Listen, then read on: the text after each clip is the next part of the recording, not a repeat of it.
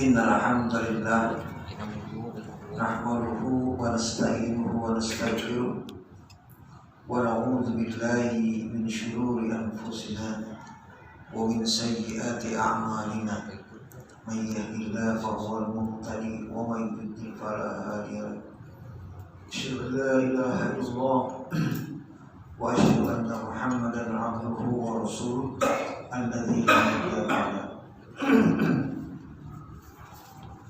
وقال الله تعالى في كتابه الكريم أعوذ بالله من الشيطان الرجيم يا أيها الذين آمنوا اتقوا الله حق تقاته ولا تموتن إلا وأنتم مسلمون وقال رسول الله صلى الله عليه وسلم إنما بعثت لأتمم مكارم الأخلاق. Hadirin hadirat bapak-bapak ibu yang berbahagia yang sama-sama mohon ridho dan maghfirah dari Allah Subhanahu wa taala.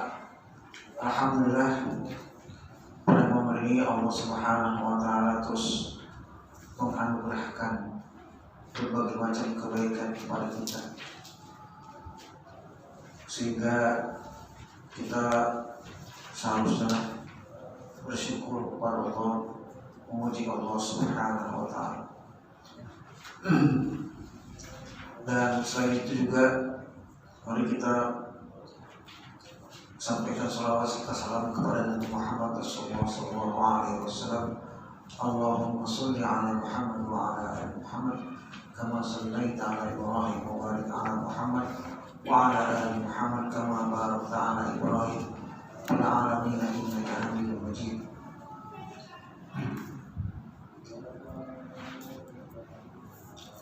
Selain itu juga kita mari berdoa kepada Allah, karena yang ditakutkan oleh sebagian besar manusia itu telah sampai ke Indonesia, itu virus corona.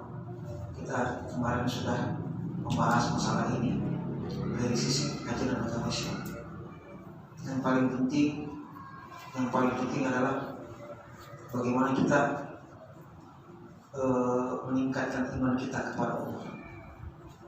Jangan sampai kita lalu lepas kendali, jadi semacam semaput gitu ya, jadi rusuh, jadi nggak tertib. Justru kita harus tertib.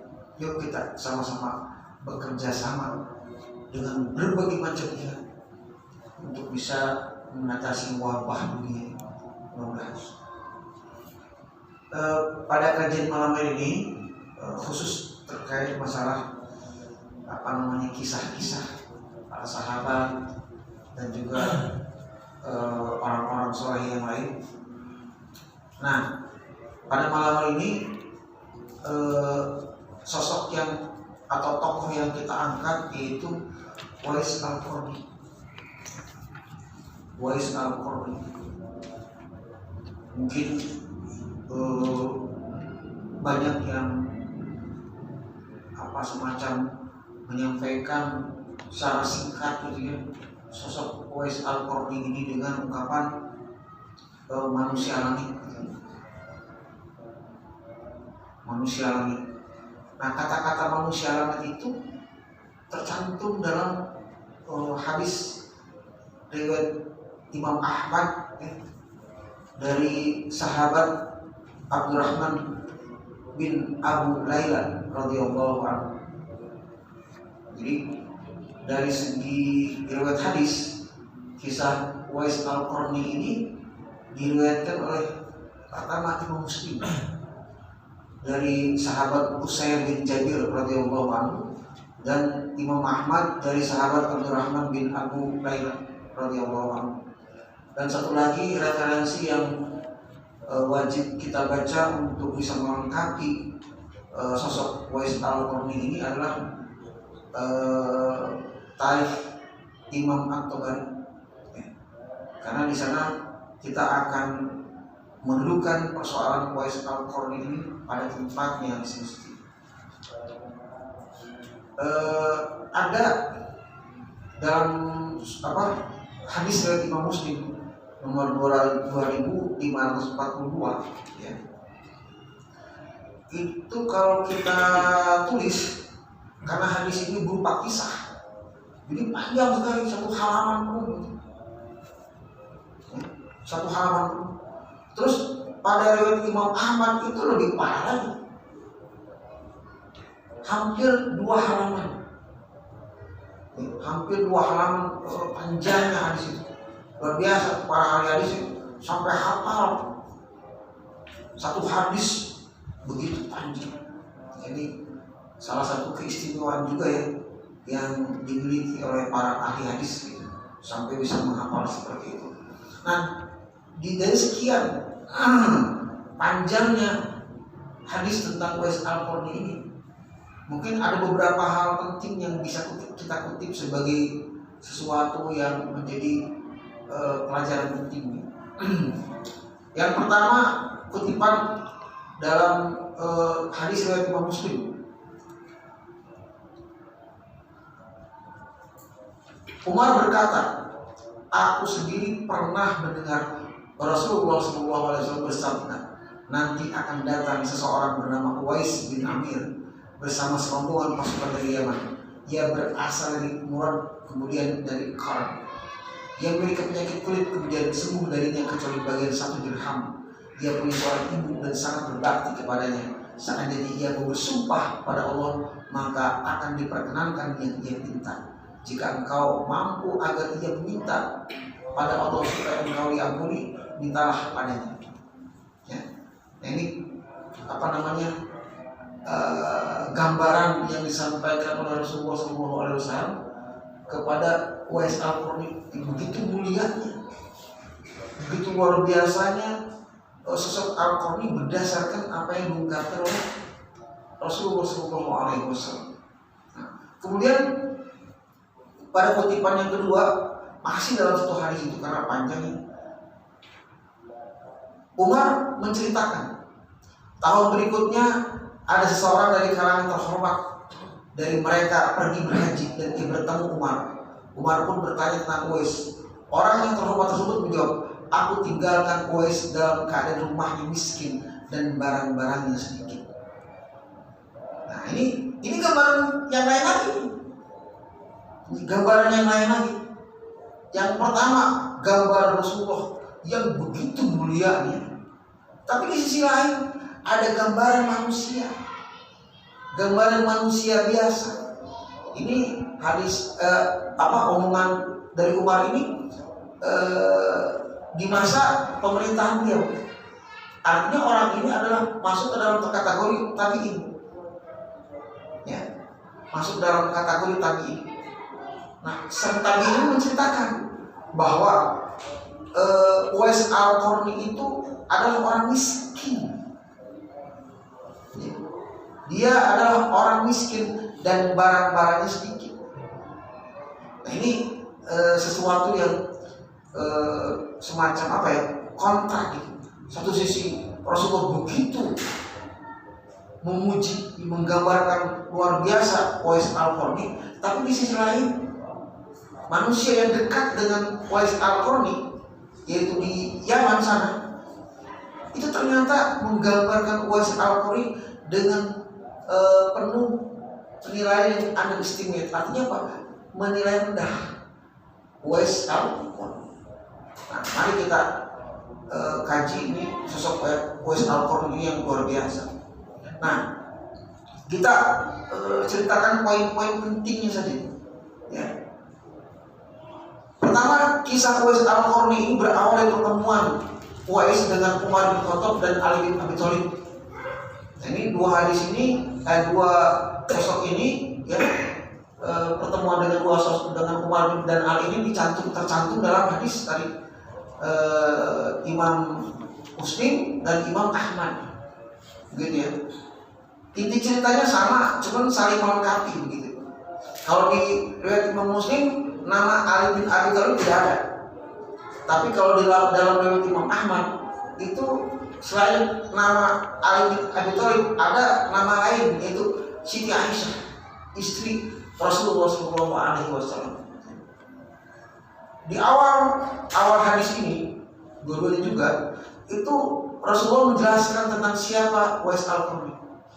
Ya. Nama lengkapnya Abu Amr Uwais bin Amir bin Jaza al-Qarni al-Muradi al-Yamani, berasal dari kaum Qarn, termasuk kabilah Yaman Bani Murad. Ya. Jadi nama lengkapnya hanya Rasulullah dalam hadisnya itu hanya menyebutkan Uwais bin Amir. Ya. Cuman para ulama ahli sejarah, terutama At-Tabari, ya, Imam At-Tabari itu seorang imam ahli hadis, tapi juga mu'arrikh, seorang sejarawan. Ya. Dia merupakan ahli sejarah yang menggunakan prinsip-prinsip ilmu hadis dalam periwayatannya. Gitu. Jadi luar biasa. Jadi ternyata dari sini kita bisa tahu yang namanya sanad itu oleh para ulama kita tidak hanya diberlakukan pada hadis-hadis, tetapi informasi apapun itu harus pakai sanad dulu. Ya, termasuk informasi atau berita-berita yang terjadi, sejarah yang terjadi, biografi seseorang yang itu tidak masuk kategori hadis. Kan kalau hadis itu lebih kepada apa yang disampaikan oleh Nabi Muhammad. Tadi luar itu tidak termasuk hadis, gitu. Nah, tapi para ulama ketika itu masih tetap memperlakukan semuanya dengan menggunakan sanad. Ya. Nah, ini kemudian informasinya juga bahwa Islam telah menyinari keluarga ini, jadi sudah mengenal Islam. Ya, walaupun jauh di Yaman, gitu. Tapi mereka sudah mengenal Islam. Si keluarga Uwais al-Qarni. Kemudian para ahli hadis menggolongkan Uwais sebagai mukhadram. Ya, mukhadram. Jadi ini istilah baru untuk kita ya, mukhadram. Apa itu mukhadram? Mukhadram itu ialah orang beriman semasa Nabi Muhammad, tapi tidak sempat berjumpa dengannya. Itu namanya mukhadram. Gitu ya. Dalam hadis redaksi hadis yang dhaifnya ini ternyata ada juga ya kisah tentang Uwais al-Qarni ini, hadisnya berderajat dhaif begitu. Nah, dalam hadis yang dhaif itu dijelaskan bahwa Uwais al-Qarni itu disebutkan sebagai at-tabi'in. Ya. Hanya para ulama hadis membuat semacam istilah baru. Jadi kan biasanya setelah sahabat itu langsung at-tabi'un kan itu. Nah, tapi ternyata ada beberapa figur yang memang itu hidup semasa Nabi Muhammad, tetapi tidak bertemu dengan Nabi Muhammad.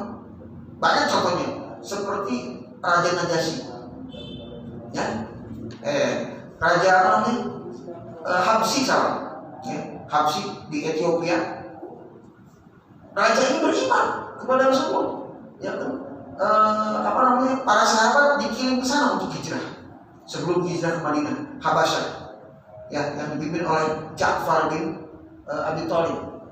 Nah, dia berdialog dengan Raja Habasyah pada saat itu yang beragama Nasrani dan akhirnya beriman. Nah, dia kan tidak berjumpa dengan Rasulullah, padahal semasa dengan Rasulullah. Maka figur-figur seperti ini disebut dengan mukhadram. Nah, termasuk juga Uwais al-Qarni. Gitu. Kemudian dijelaskan bahwa sejak kecil Uwais menderita penyakit sopak. Penyakit sopak itu sejenis penyakit kulit yang mengakibatkan kulit belang-belang. Ini penyakit sopak. Jadi pada dasarnya nih si Uwais al-Qarni sejak kecil itu katakanlah penyakitan gitu. Nah, diantaranya penyakitan yang paling parah adalah penyakit kulit. Gitu. Ayah dan ibunya merawatnya dengan penuh kasih sayang, bahkan sampai ayahnya meninggal dunia. Ini dalam kondisi si Uwais al-Qarni ini sakit, orang tuanya merawat dengan penuh kasih sayang. Nah, sebelum Uwais al-Qarni beranjak dewasa, katakan masih kecil tuh Uwais al-Qarni, ayahnya sudah meninggal. Tapi usaha ayahnya untuk merawat anaknya ini terekam jelas oleh Uwais al-Qarni. Jadi si Uwais itu udah paham betul ayahnya ini ikut merawat ya, sampai hari meninggalnya. Kemudian ketika ayah Uwais Al-Qarni ini meninggal, itu dilanjutkan perawatannya oleh ibunya dalam kondisi tadi ya, suaminya udah tidak ada, terus dalam kondisi miskin. Nah, dalam kondisi seperti itulah ibunya berjuang semaksimal mungkin untuk apa? Merawat Uwais Al-Qarni penuh dengan kasih sayang. Gitu ya. Kita bayangin Pak ya, kalau ternyata ya ada orang yang merawat kita padahal kondisi begitu memprihatinkan, nggak ada apa-apa yang bisa digunakan untuk membantu. Ya, beratnya merawat seorang yang sakit dalam kondisi tidak punya apa-apa itu kan luar biasa, terbayang begitu ya. Gitu. Nah, inilah yang dilakukan oleh ibunya sampai Uwais Al-Qarni itu menginjak remaja. Ya katakan udah kuat lah, umur belasan tahun begitu ya, udah mulai ya mampu lah melakukan banyak hal begitu ya, bantu-bantu segala macam begitu. Nah, kebayang oleh kita bagaimana perjuangan ibunya gitu, yang harus menghidupi keluarga itu dan juga harus merawat anaknya. Kebayang oleh kita capek, dan ternyata itu betul. Bagaimana? Nah, ketika Uwais Al-Qarni remaja sudah bisa sanggup melakukan banyak hal, di antaranya adalah menggembala kambing dan unta.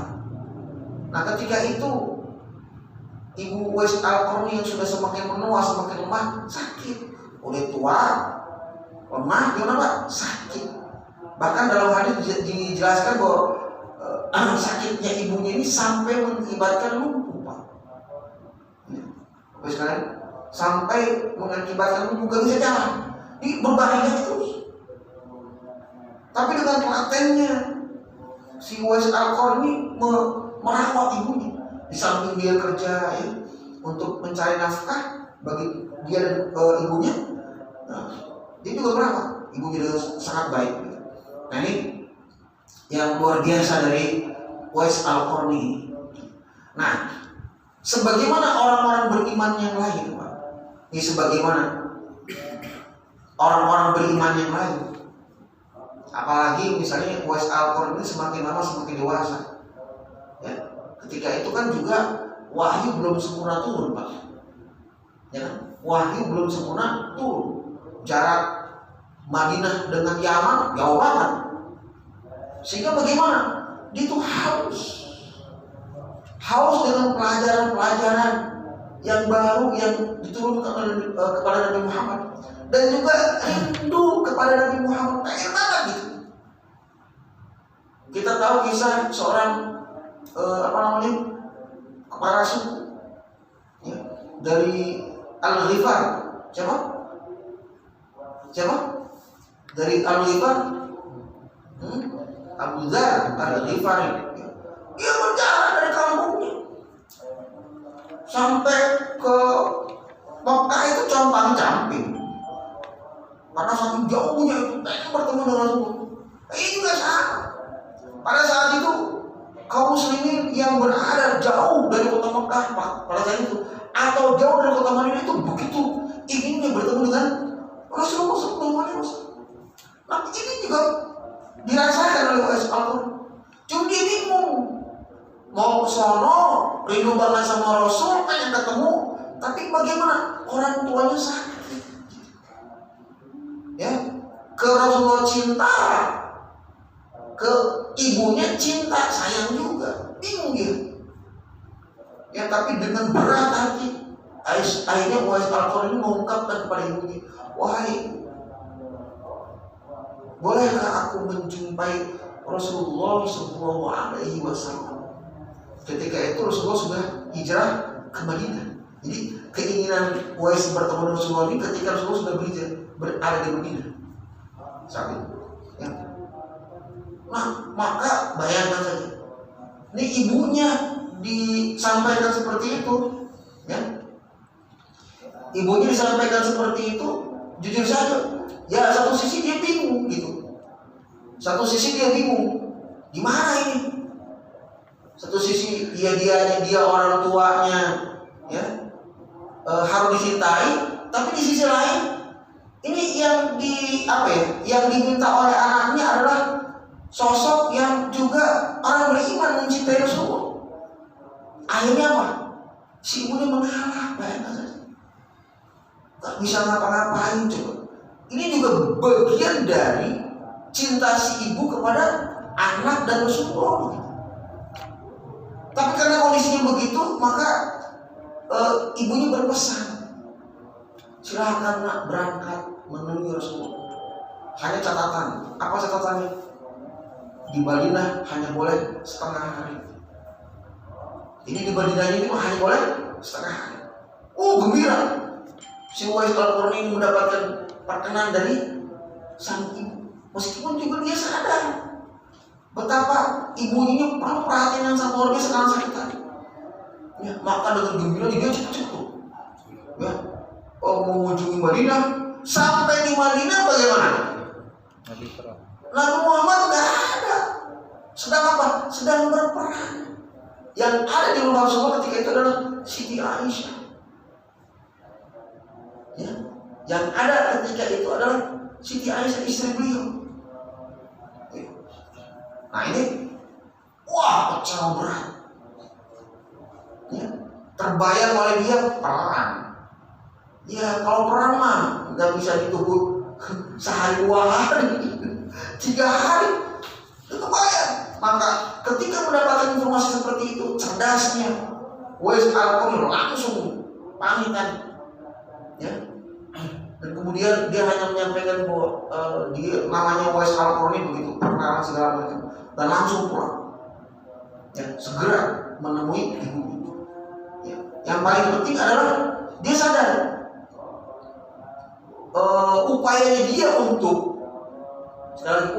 untuk berjumpa dengan Rasulullah, untuk memenuhi rasa cintanya kepada Rasulullah ini kepada Rasulullah itu sudah tersampaikan. Masalah ketemu apa enggak sama dia enggak dihiraukan. Karena yang paling penting udah usaha. Nah disinilah tawakalnya Uwais Al-Qarni sedemikian luar biasa besar. Saya bayangin saja, itu berarti gimana, Bapak Ibu sekalian? Artinya ilmunya baru sedikit, tapi ilmu yang sedikit itu luar biasa, nempel. Tidak hanya di otak, tapi apa?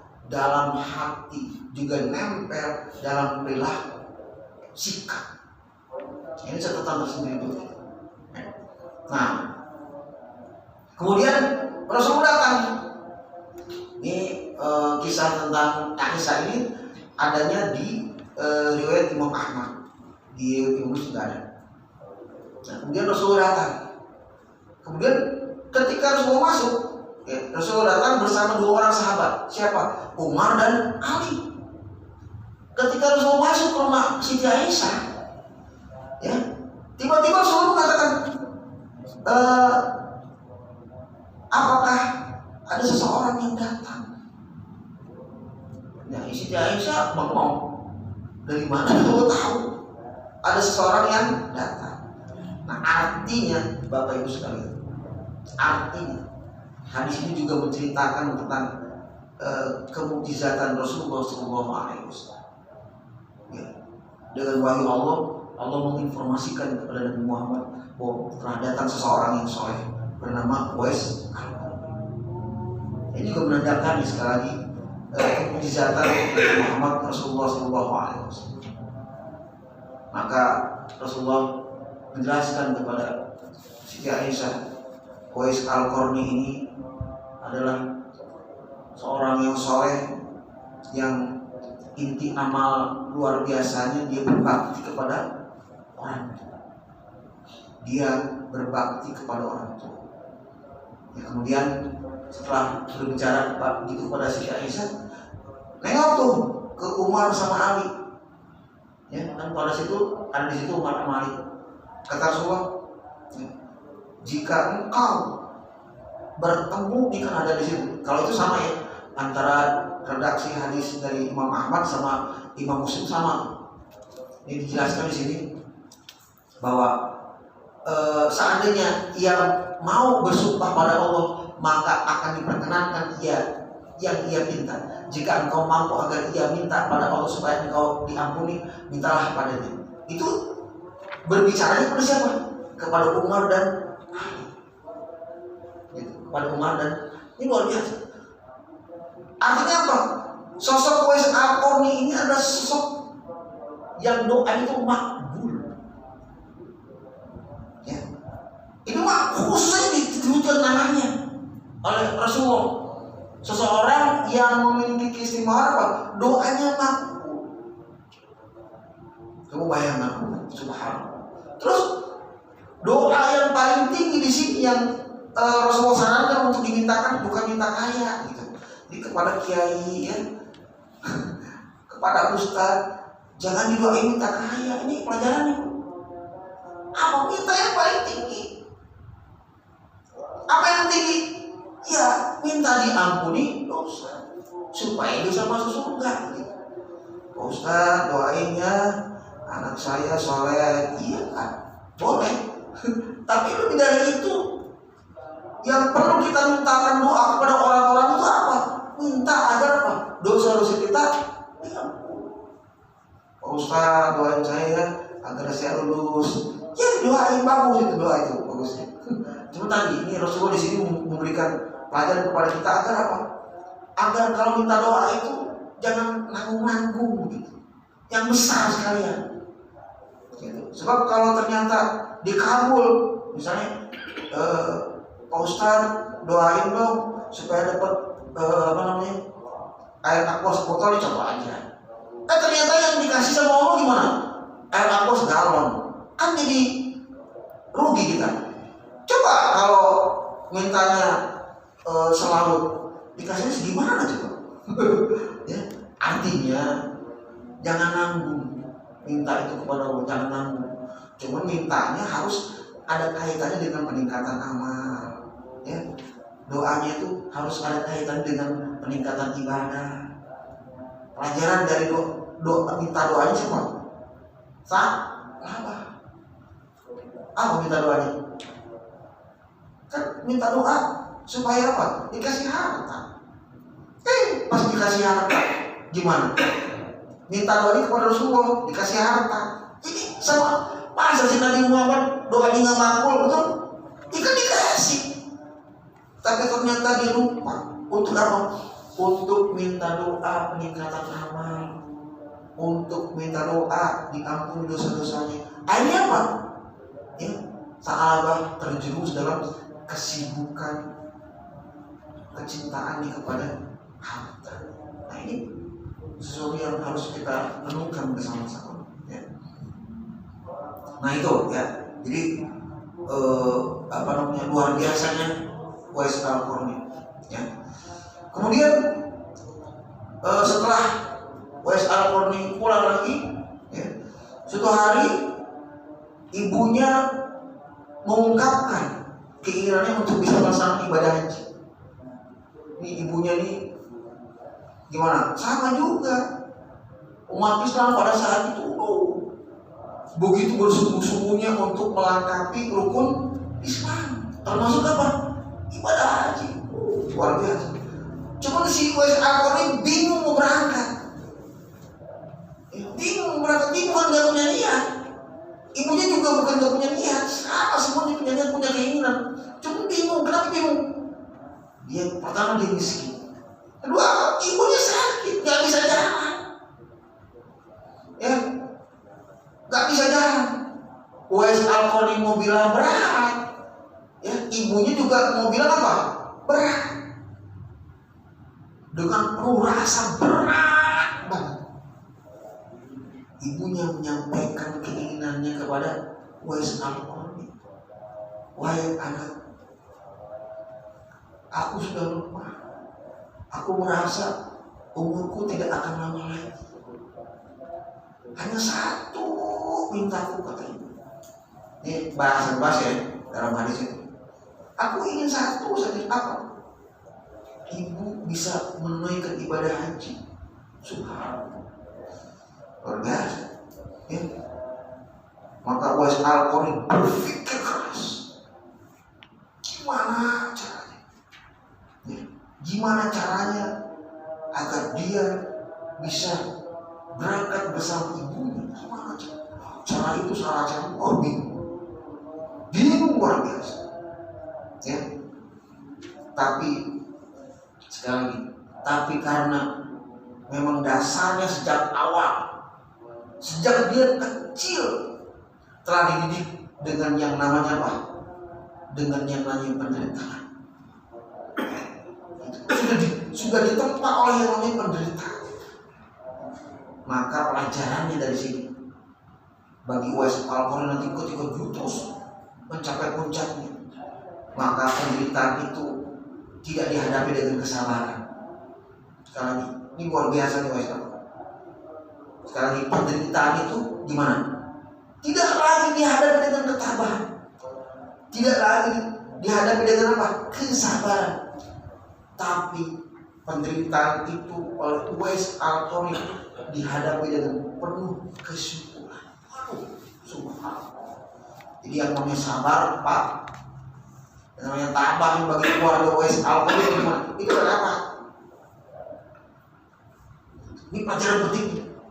Penderitaan, bayangkan oleh kita itu tidak disikapi sabar oleh Uwais Al-Qarni. Bukan dalam pengertian yang betul-betul gak ada sabar, bukan. Tapi apa? Dia meningkatkan cara berpikirnya, sikapnya. Apa? Justru dia mensyukuri penderitaan. Nah, berdasarkan sikap itulah akhirnya timbul ide yang sangat. Akhirnya Uwais Al-Qarni di samping miskin, Bapak Ibu sekalian. Ini redaksi Imam An-Nawawi apa? Dianggap gila. Ya. Karena dia begitu mensyukuri yang namanya penderitaan, akhirnya apa? Timbul ide gila. Ini kata masyarakat ya, Ya, meskipun kita akan lihat bahwa ide gilanya itu adalah sebagai bentuk dari dia mensyukuri yang namanya penderitaan. Ya, maka karena dia miskin tahu yang namanya perjalanan ke Makkah itu begitu jauh. Hitung. Kenapa? Kekuatan saya adalah apa? Ketabahan dan kesabaran. Selanjutnya apa? Mensyukuri setiap penderitaan. Maka pasti saya akan bisa. Gitu. Idenya apa? Idenya dia mengumpulkan uang, spesial untuk membeli sesuatu yang sangat terjangkau. Apa yang sangat terjangkau? Ya, dia membeli anak sapi baru brojol. Ya, anak sapi baru dilahirkan. Kan murah, Pak. Ya, anak sapi baru keluar itu murah banget. Nanti kalau gede dijual itu bakal mahal banget, gitu ya, mahal banget. Itu dasarnya. Dan satu lagi, supaya segala macam cukup, maka dia berpikir apa? Harus kuat. Dalam kondisi badan yang sakit-sakitan tuh, Pak, penyakitan, dia gimana? Semangat, Pak. Cara menggembala si sapinya bagaimana? Cara menggembala sapinya, Pak, digendong, Pak, dari rumah ke tempat banyak rumput. Digendong, Pak. Setiap hari dia gendong. Ya? Setiap hari dia gendong. Sampai riwayat ini menjelaskan ini benar terjadi. Sampai sapi itu besar. Dan Uwais Al-Qarni malah sanggup mengangkat sapi yang berat itu. Ya? Sampai berat. Itu dikisahkan sampai enggak sampai 200 kilo tuh enggak. Ya, 2 kintal gitu maksudnya. Enggak. Itu dalam redaksi hadisnya sekitar si sapi ini beratnya 100 lebih dikit lah kilogram. Ini kalau dari tataran manusia masih mungkin. Ini kalau 200 kilo gimana? Itu udah gak mungkin. Ya udah mustahil. Ternyata hadis betul menjelaskan seperti itu. Ya, ketika beratnya itu sekitar 100 kilogram dan dia sudah kuat, bagaimana? Si sapinya Pak dijual dan sapinya dalam kondisi yang sangat-sangat baik.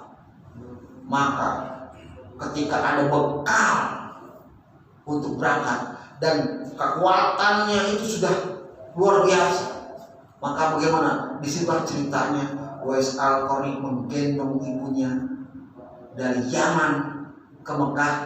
Ya, bayangkan perjalanan yang luar biasa.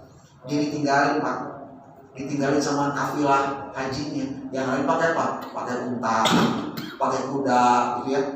Tuh yang jalan perjalanan, iya, buat jalan kaki. Ditinggalin. Ayo di jalan sendiri, gitu.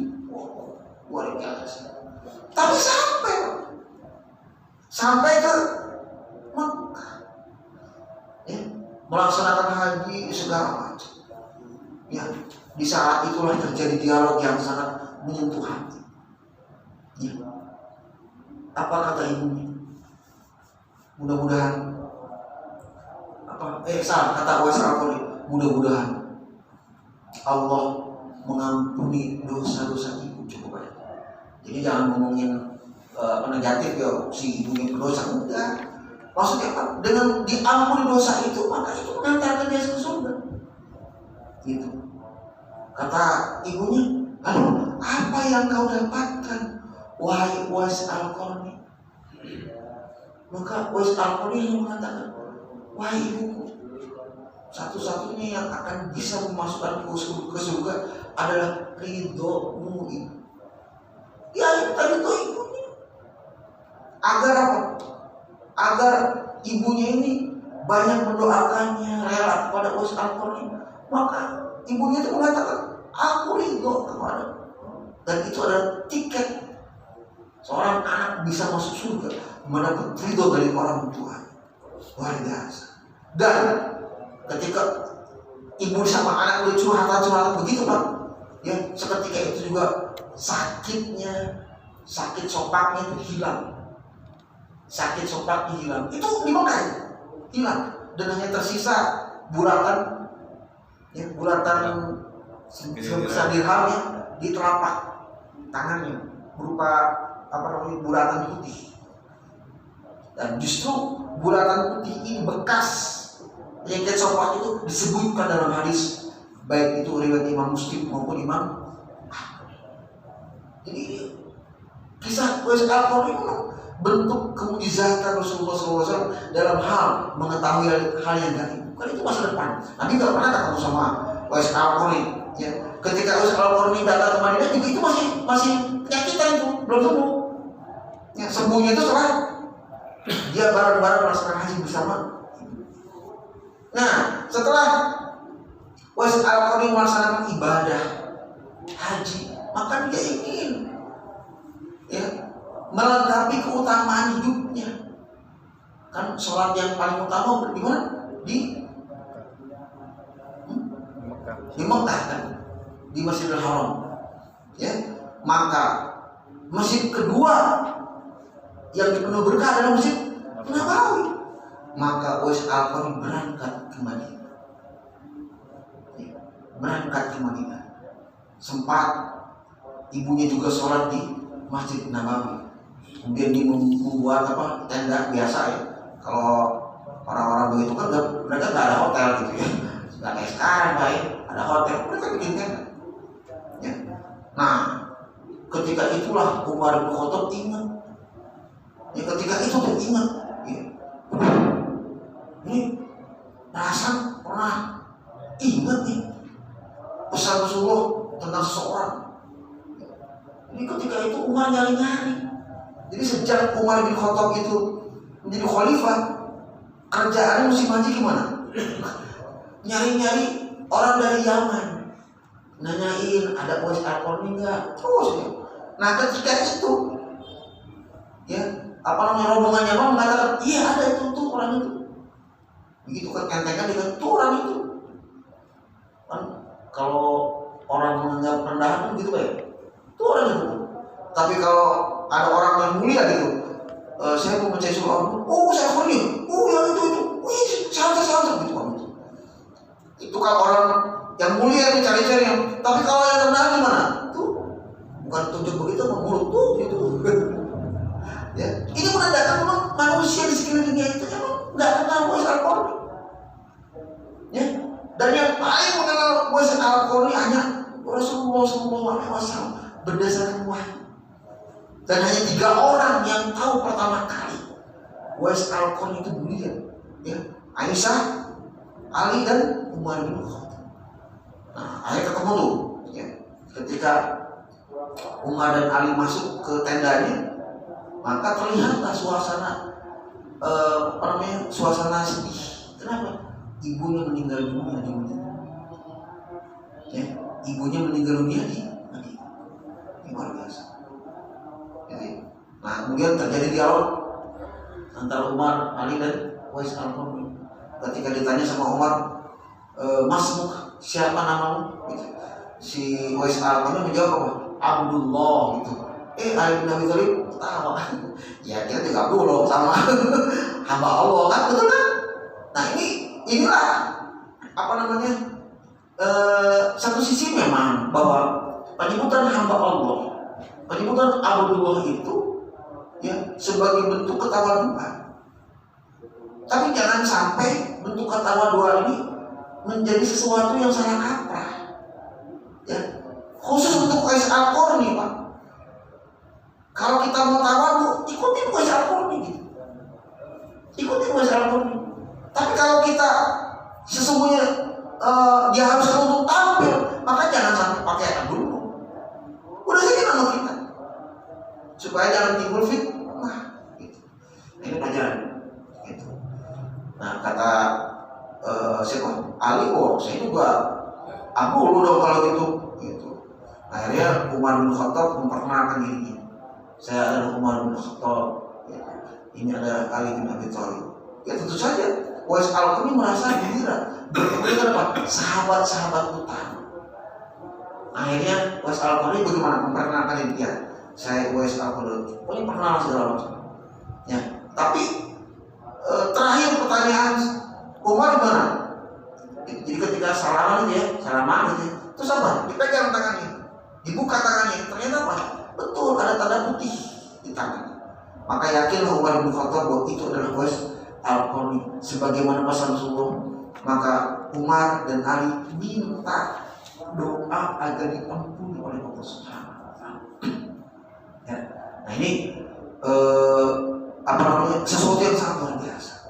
Ya, kemudian setelah pertemuan ini, ya, ketika pertemuan ini, karena saking miskinnya nih, kan Umar kan gitu ya Pak, khalifah ya.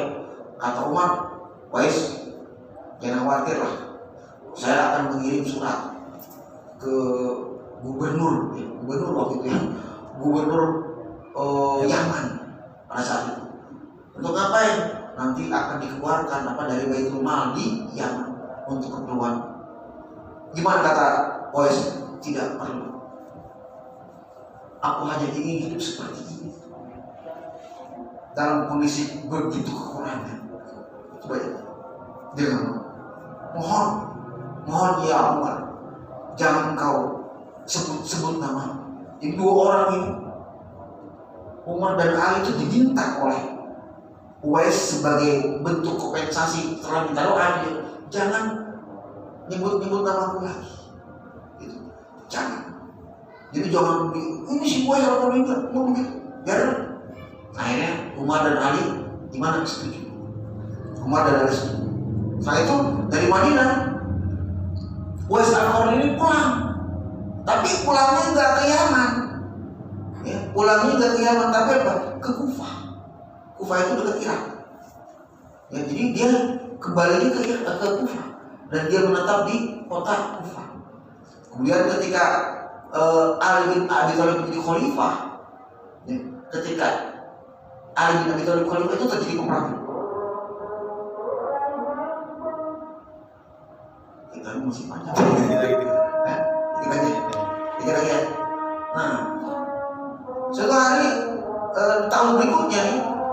tahun berikutnya ada serombongan orang-orang Kufah datang gitu.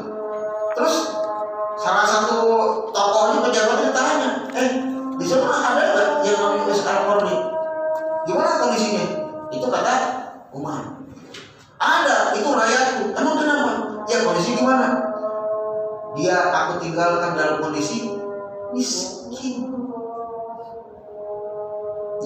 Ya, aku tinggalkan dalam kondisi apa? Miskin. Dalam kondisi nggak punya apa-apa. Itu persepsi manusia. Kenapa yang dia ngomong itu? Maka pada saat itu Umar mengatakan kepada si pejabat dari Kufah ini, ketahuilah bahwa Rasulullah bersabda tentang Uwais Al-Qarni sebagaimana dia pernah cerita dulu. Bahwa Uwais Al-Qarni ini adalah orang yang makbul doanya. Gitu. Maka si pejabat ini bingung. Masa si Umar bin Khattab bohong? Masa Umar bin Khattab bohong? Akhirnya dia datang ke Uwais Al-Qarni dan melihat Uwais Al-Qarni memang diperhatikan luar biasa, ibadahnya luar biasa, zuhud waroknya luar biasa, ketabahan kesabarannya luar biasa. Maka terbuktilah si Uwais Al-Qarni hebat. Lalu si pejabat itu datang minta doa kepada Uwais Al-Qarni. Gitu. Kata Uwais Al-Qarni, bukankah kamu baru pulang dari haji? Yang punya orang pulang dari haji gimana Pak? Dia tanya, doanya kan makbul. Kenapa minta doa lagi gitu?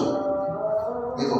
Kata Uwais Al-Qarni, maka orang itu mengatakan, aku di Madinah telah menemui Umar bin Khattab. Paham dia. Si Umar cerita nih. Si Umar cerita nih. Ya, udahlah, tapi dengan syarat. Kata Uwais, jangan ceritakan. Akhirnya doain lagi orang itu. Dan tidak ada yang lagi. Ya, sampai masuk peristiwa perang Siffin. Ya, peristiwa perang Siffin, di mana pasukan Ali bin Abi Thalib itu menghadapi fitnah. Ternyata Uwais Al-Qarni ini berperang di pihak Ali bin Abi Thalib. Ali juga kaget. Subhanallah. Ada tokoh luar biasa, itu Uwais Al-Qarni berjuang bersamanya. Dan di perang Siffin itulah Uwais Al-Qarni menemui syahid luar biasa. Jadi Ali bin Abi Thalib itu begitu terkesan dengan sosok yang bernama Uwais Al-Qarni. Ya. Nah itulah terakhir saya ingin sampaikan sebelum kita tutupnya. Sebenarnya masih ada hikmahnya, tapi ini jadi kehabisan waktu. Satu Pak ya, yang harus hati-hati Pak. Ini banyak beredar riwayat-riwayat yang bohong tentang Uwais Al-Qarni. Banyak sekali. Dan ternyata berita-berita bohong itu diproduksi oleh orang-orang Syiah. Ya, orang-orang Syiah. Jadi hati-hati membaca kisah Uwais Al-Qarni. Orang-orang Syiah itu memuliakan Uwais Al-Qarni karena dia membela Ali bin Abi Thalib. Ya, ini harus hati-hati. Saya menemukan bertebaran luar biasa. Dan yang meneruskannya adalah seorang imam luar biasa, itu apa? Imam At-Tabari. Nah, makanya saya bilang, ya, peran Imam At-Tabari itu Pak meluruskan fakta sejarah yang sebenarnya, sehingga Uwais Al-Qarni diletakkan pada tempatnya, bukan sebagai tokoh Syiah. Banyak literatur yang mengatakan bahwa Uwais Al-Qarni tokoh Syiah. Ya, bukan.